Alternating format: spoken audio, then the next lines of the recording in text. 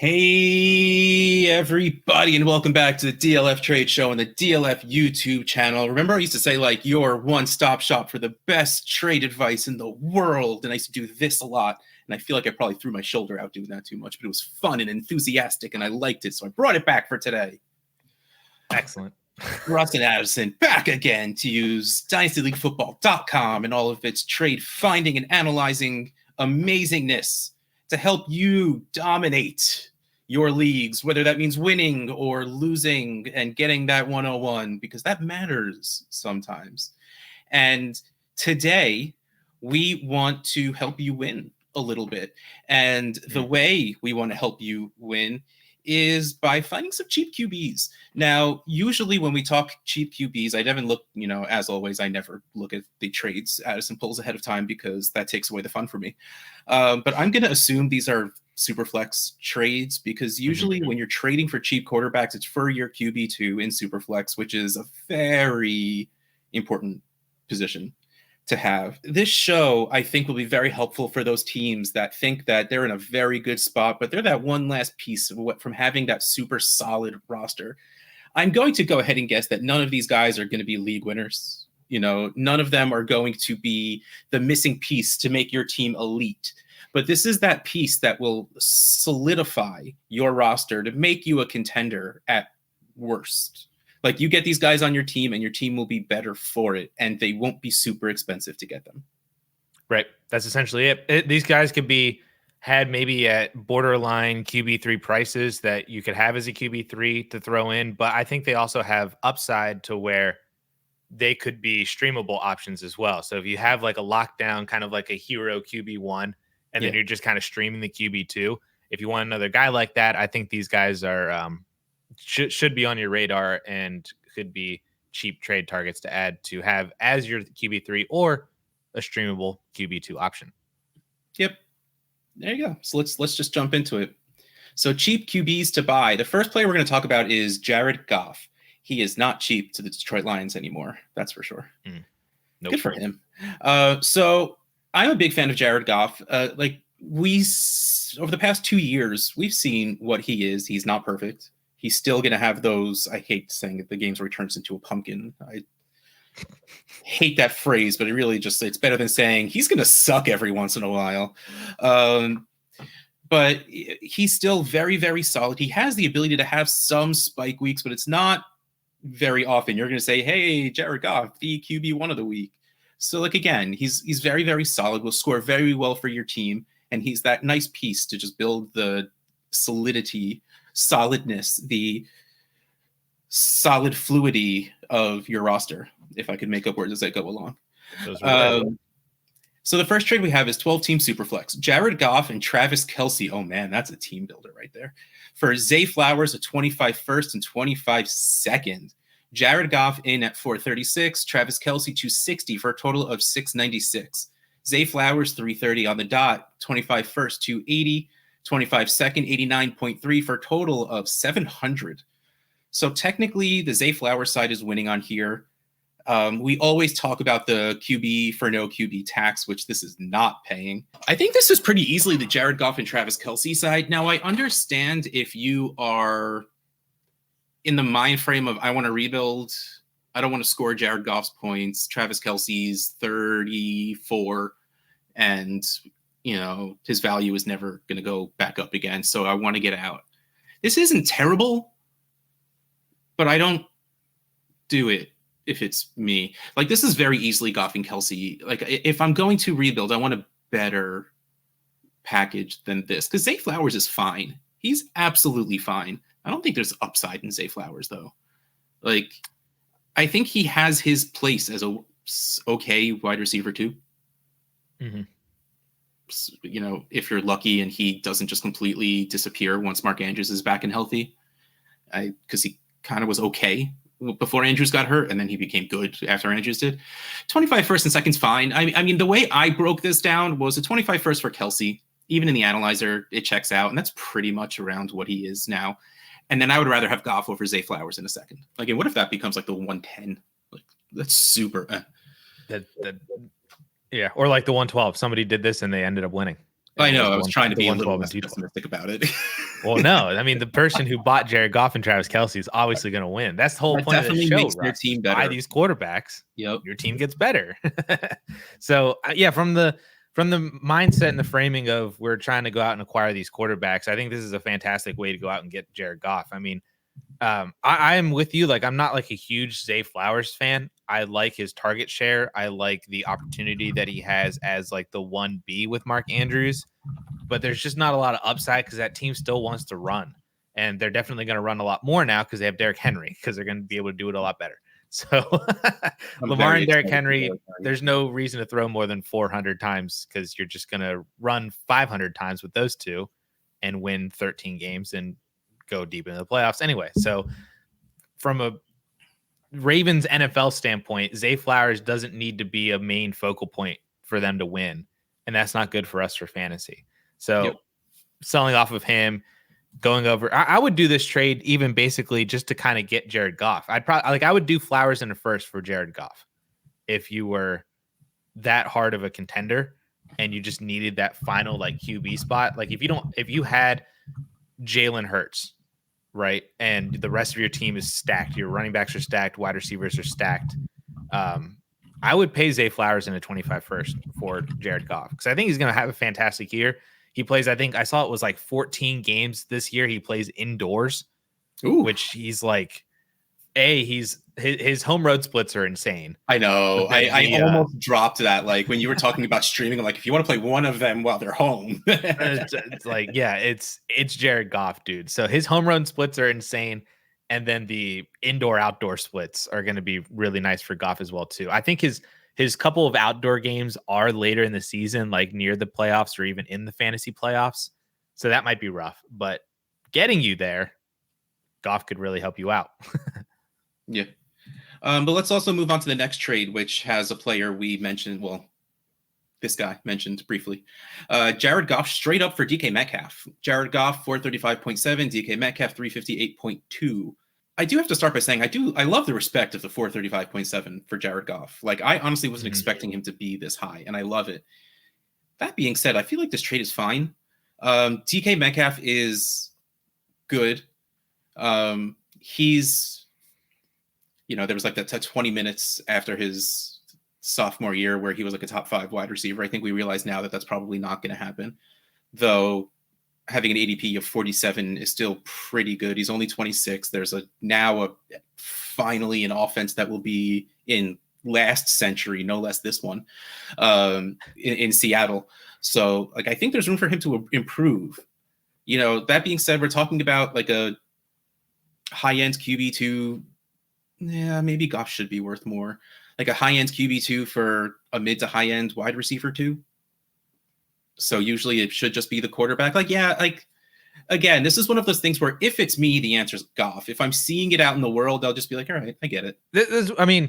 We're trying to buy the quarterback here. So I would be willing to give up DK Metcalf or any of those kind of wide receivers in like a DJ Moore, a Michael Pittman. I'd be willing to move that for a quarterback that I believe would be a quality QB2 starter. And because then even though like you're moving off of the wide receiver and the value insulation that wide receivers bring, you're also getting value insulation from the quarterback, and a 29-year-old quarterback like Jared Goff might just be like a year away from being like Dak Prescott, like if he has like another 4,530 season, like that's like essentially just Dak Prescott, like he has Amon-Ra, he has Sam Laporta, he's got Jahmyr Gibbs.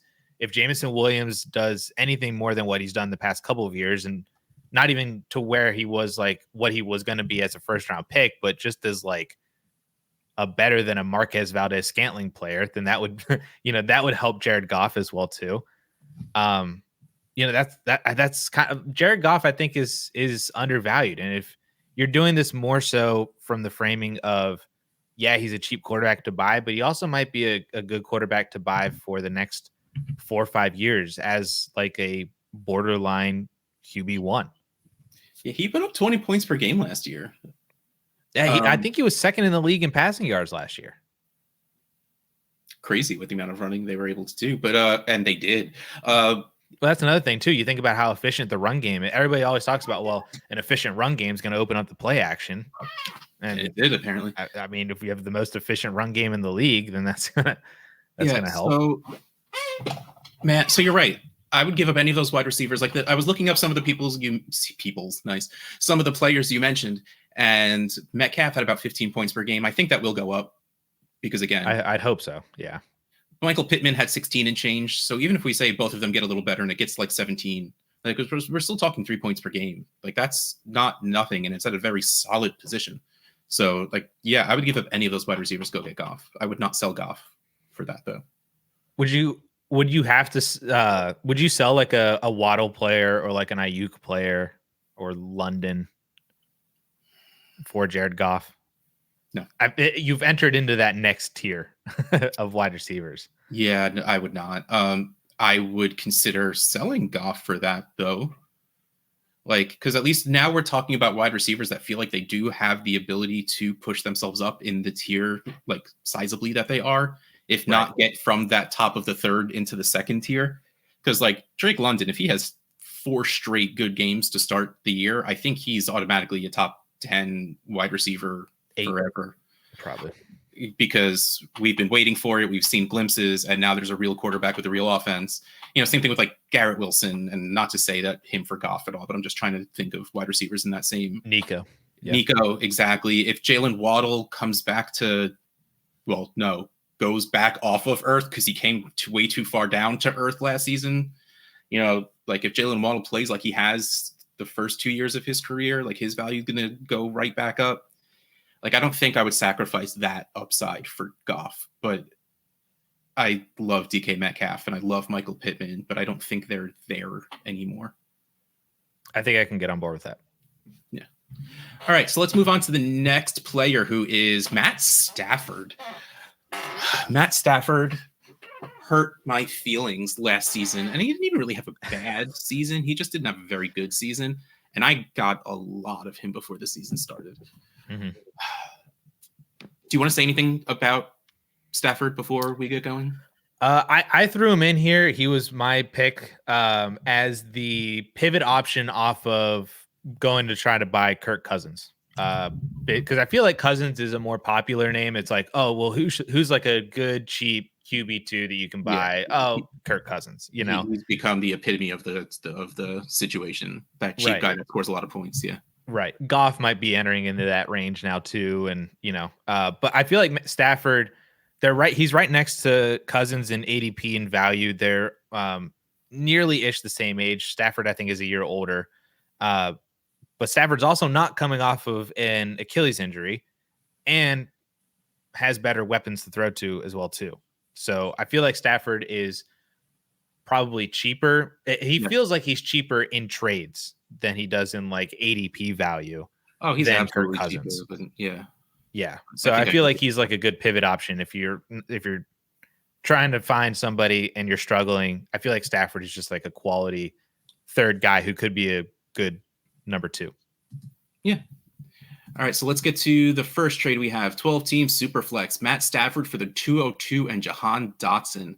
Matt Stafford, 225.7. The 202 is 156. Jahan Dotson, 55. Sorry, man. For a total of 211. I mean, you got him hanging behind your head. I know. What could have been? I still have hope. Hopefully, Jaden Daniels does something for him. I mean, he can become a very usable asset. I think the dreams of wide receiver 1 days are well past. But like, if you can turn Jahan Dotson into a low end 2, high end 3, like that's very usable in most leagues. And that offense should hopefully get a little bit more exciting because they've never had anything like the last quarterback they had that was exciting like this was like Ryan Fitzpatrick? Cousins. Oh, come on. Yeah. Okay, you know what? No, I would do this for Stafford because I'm sitting here thinking if McConkey or Benson are on the board still, and I'm at the 202, and I'm not the biggest McConkey fan, but I just kind of think I don't think either one of them are going to be there or have been there at 202 if you haven't had your rookie draft. It's been so long since I've done a rookie draft that well, they're starting to pop back up. I feel like some people wait until August, so they're starting to pop back up. Yeah. I think it'd be I'd be shocked if both those guys were there at 202. I think you're more looking at Coleman, Leggett, Polk, Adonai. If we're talking that area, that those kinds of players, then I am absolutely on board. Yeah, I'm absolutely on board with giving that pick. And Jahan Dotson's not going to make me change my mind. Like if I sent the 202 for Stafford and they said the 202 and Dotson, I'm just going to say yes anyway. Yeah. If it was Benson or McConkey, that would make you change your mind. It would make me think about it a lot harder, for sure. I'd do it no matter. I think I would still do it anyway, but it would make me think about it just because I like McConkey's situation and I just like Trey Benson and his situation. But in the end, Matt Stafford's good. And if I need, it's July, I don't need anything. If I feel like I need a quarterback, then that's an easy move to make to me. This next one's a little bit more interesting. 12-team Superflex. Matt Stafford and David Njoku for TJ Hawkinson and the 212. Matt Stafford, 226. David Njoku, 127 for a total of 353. TJ Hawkinson, 241. The 212 at 109 for a total of 350. So we're talking 353 to 350. What's your thoughts on Njoku? I guess let me ask that first. I don't know where I am with Njoku. Like, I feel like it's kind of like him and Evan Ingram were in really interesting situations last year that I don't think that they're in those same situations again this year. Because both teams added a wide receiver in free agency and the draft. Like the Browns got Jerry Jeudy. The Jaguars, I guess, replaced Calvin Ridley with Brian Thomas Jr. So I think both of those guys' productions were based on injuries and necessity, so to speak.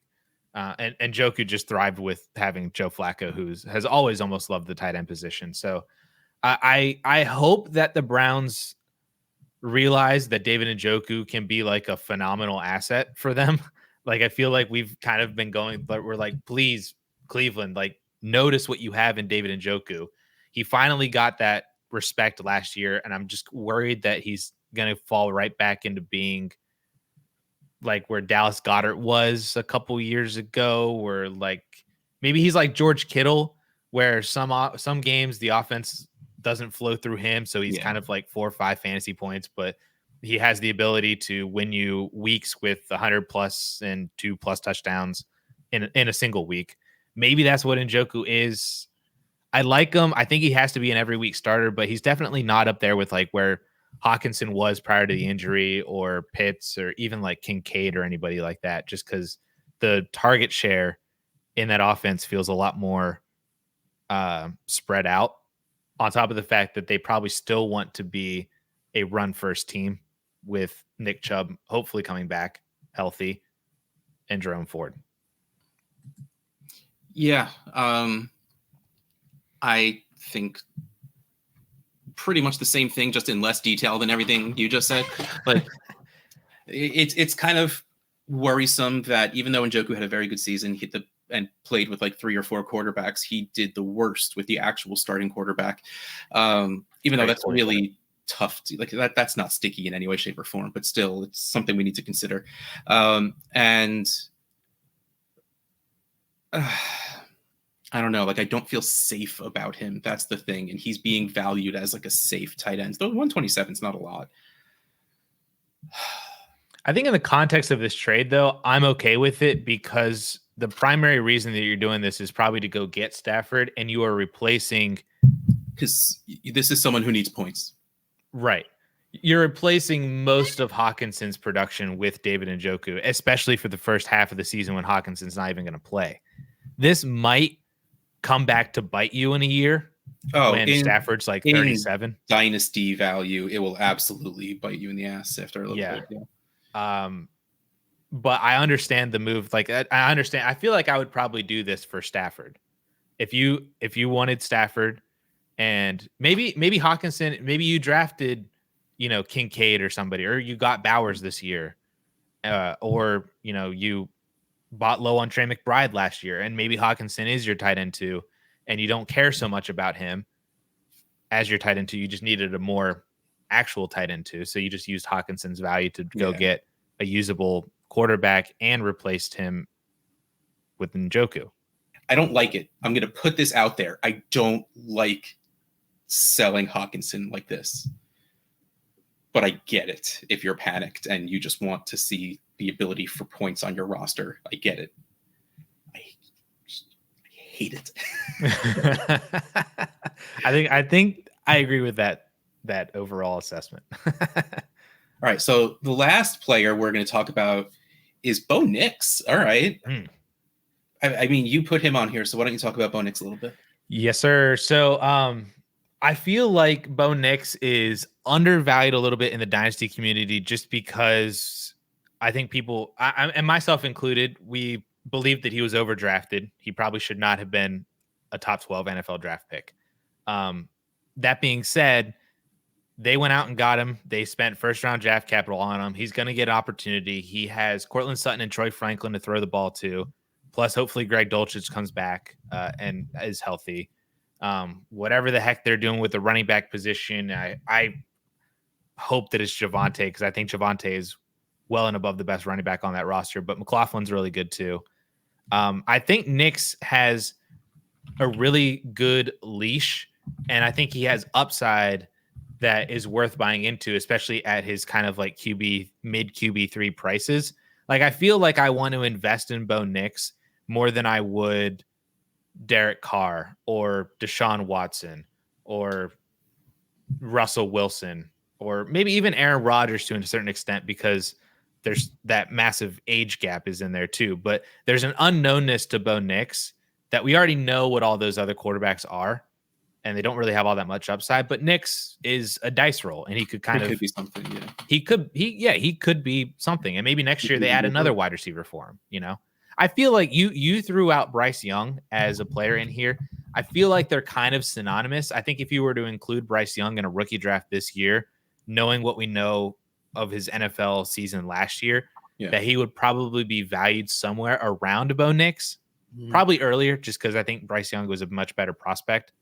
But yes, they're in kind of similar situations where they're still an unknown, but the offense isn't necessarily that great, but they're young enough and they have enough upside to where it works. So I feel like Nix can be synonymous with Bryce Young here in these trades, and it would still make sense. I have to feel like they understand what the rest of their roster looks like. And you have to hope that next year they do what Carolina has started to do and what, Tennessee has started to do with Levis, and just put stuff there for him to succeed. Because it's not really there. Like, I love me some Cortland Sutton, but he's just not going to be a thing. But if you're telling me I can send a random 25 first to go get Bo Nix in a 12-team superflex, absolutely. Because if we're talking about on the clock time and no one's trading, all right. Well, I'm not going to pretend to. Where do you think Bo Nix is usually going around now? Is he a first round pick? He's around 111, 112. He's in that. Yeah, like that's fair enough. Bo Nix 212, 25 first, 280. So this deal makes sense in general. 25 first for the 112, 201 kind of area. But I think at that point, I would just take the quarterback that we know is in the situation we've laid out. Like, because that sounds safe. That sounds insulated. And that's the real important part. Because a 25 first is a 25 first. It's going to go up in value as it goes. But I think Bo Nix is safe. Like, I don't think his value is going to go down. Like, he would have to be atrocious to go down, because I think everyone understands what's around him right now, or not around him right now. So I would I would send to 20. Like, if I'm a rebuilder and I have like 325 firsts, I would take a mid to late one and go send it for Bo Nix. To give you a frame of reference, because I think what you said is extremely accurate, that his value is really insulated as a rookie top 12 drafted quarterback. Because I went back through and I was looking at other kind of quarterbacks that they didn't ultimately pan out on their rookie deal, but the value held. So Mac Jones drafted 15th overall to the Patriots. The Patriots were a dumpster fire of an offense after Tom Brady left. He did not lose value until the end of his second season, was when he actually started to lose value, which was last offseason, 2023. So he actually gained a significant amount of value for 2021, lost value in 2022 because it wasn't as good as his rookie year. And then after 2022, it kind of tanked down because he was getting replaced by Zappy, and we actually started to understand that Mac Jones isn't really a good quarterback. And that might be the outcome for Bo Nix, but he gained value in year one and held value that he had from being drafted as a rookie for 2 years. So you have basically a 2-year window to see if Bo Nix is actually good or not, to where you can recoup basically the exact same prices that you paid for him today, assuming that you're paying market value for him today. The same thing kind of basically happened with Kenny Pickett as well. So he didn't lose value until the end of his second season. Until we saw him throw the football. Well, yeah. That was basically it. But he didn't lose value until the end of last season. So that was the end of year 2 for him as well. So you got a maybe safely we'll call it a 1.5-year window. You can reevaluate what goes on next season to see what you have with Bo Nix. But there's 2 recent examples for you of mid-ish first-round NFL quarterbacks that didn't ultimately end up panning out, but they held value for the year and a half that they were starters. Oh, man. So I'm looking at this next trade. Can't believe you're doing this. All right. So Bo Nix and Christian Watson for Jackson Smith and Jigba and a 25 third. Bo Nix, 212. Christian Watson, 122. Still keeping a little bit of respect there for a total of 334. Jackson Smith and Jigba, 297 and a 25 third is 40 for a total of 360. Nope, 337. So this is almost on the dot fair. Usually that would mean I'll take the side with the quarterback, but it's Jackson Smith and Jigba. I didn't realize until you started reading off these numbers and after we had already analyzed the last trade, how similar this one is to the Hawkinson Stafford one. Because the best dynasty, this is another trade that really could come back to bite you hard in a year. Yeah, but at least the other one was so much more solid. You know what Stafford is, you know what Njoku is, and there is a chance of what Njoku could be. Mm-hmm. I don't think the ceiling of Bo Nix or Christian Watson play in at all. Because they can both be fine, I guess, but Christian Watson's not going to be a top 24 wide receiver ever again. Bo Nix isn't going to be a top 12 quarterback. I still think there's a chance Jackson Smith and Jigba pushes his, if he does, the training camp video of him one-hand catching, all of a sudden everyone's talking about him again. He has the ability to boost his value for real if he starts doing stuff on the field. And again, an offense that will be brought into at least the late 1990s. Or early 2000s. I'm crossing my fingers for early 2000s. I'll believe it when I see it. This also might be a personal thing. This might be some bias coming pretty strong, but I think I just hold on to JSN here.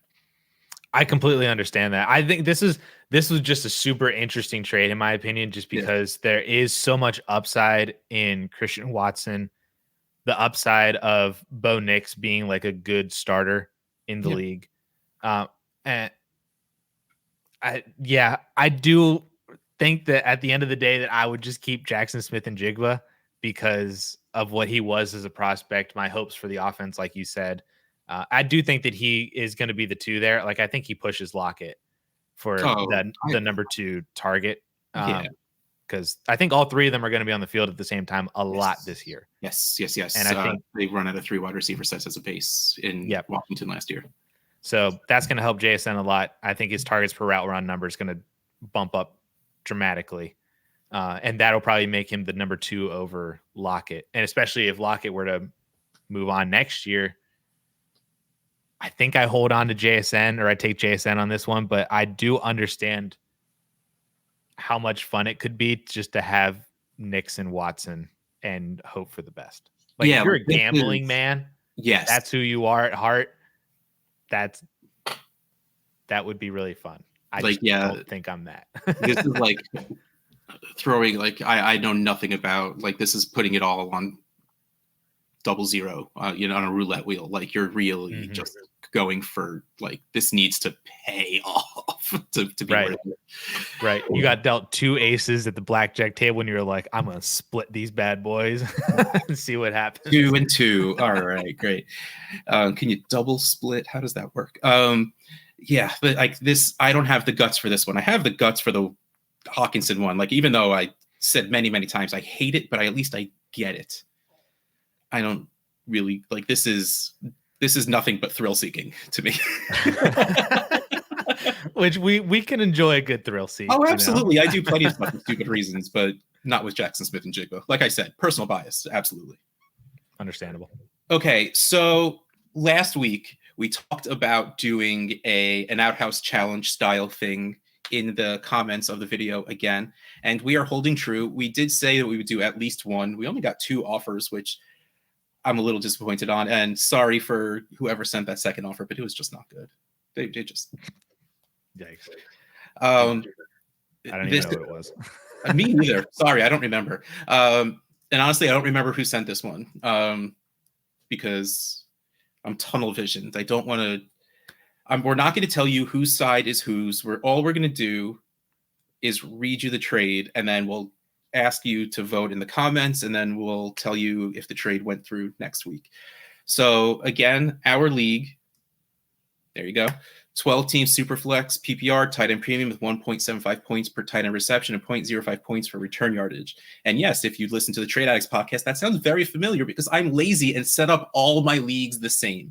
This is technically a 24-team 2-copy league, but still that operates the same as a 12-team league because there's no divisions and you could trade in between. So here we go. Amon-Ra St. Brown, Devon Achane, a 25 first, and A.D. Mitchell for Kyler Murray, Puka Nacua, and Xavier. Did we ever fall down on this? Is it Leggett? I switched between Leggett and Leggett. Yeah, the ETTE makes me say like Dinette, like Leggett. Like that's what makes me Leggett. That's where my brain goes. Again, I don't know if that's right, but that's just what I've been sticking with, Leggett. And I honestly, if he were to ever say it, I don't know if I would ever understand him because his accent is insane. I've never heard him talk, so now I have to go find it. Oh, dude, he sounds like the most countryest country person ever. Like if you ever watch him, that is not at all the voice that I would ever expect comes out of that guy's mouth. Well, golly gee, howdy. I'm gonna have to go find that out. All right. So I mean, I know you're watching this and you see it on the screen, but I'll read it one more time. Amon-Ra St. Brown, Devon Achane, 25 first, and A.D. Mitchell for Kyler Murray, Puka Nacua, and Xavier Leggett. Again, I'm not going to tell you which is ours. All I'm going to say is go into the comments of this video and type in, let's just, to make it easier, go with the top pieces on each side. Which side Kyler you side, prefer. Amon-Ra side. Kyler side, Amon-Ra side. And we will take whichever side wins. Either we keep our side or we accept the trade and get the other side. So go into the comments, Amon-Ra side or Kyler side, and we'll talk about it next week. Cool. Get rid of this so I can say goodbye. So I can do. There you go. This has been the DLF Trade Show on the DLF YouTube channel. Russ Fisher at Dynasty Outhouse, Addison Hayes at Maze Hayes _. We'll catch you next time.